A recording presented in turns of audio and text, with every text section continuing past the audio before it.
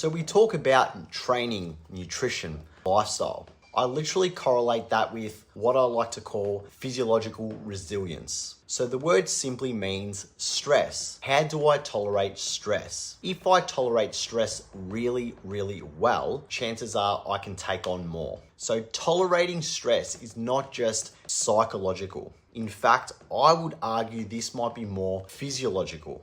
So what does that actually mean? Do I tolerate stress well, meaning from a physiological perspective? So if something stressful happens, how long do I stay stressed? And that's not just in my head, that's because my heart rate stays elevated. Does my breathing rate stay elevated? Do I stay super tense? It's a physiological expression of stress. So if someone has greater physiological resilience, then they're going to be more tolerant to that stress. I'll give you an example.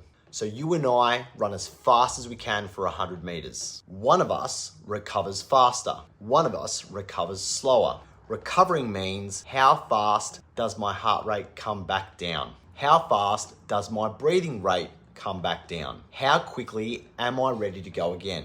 So if I have a higher physiological resilience or higher physiological resilience, I'll get better faster.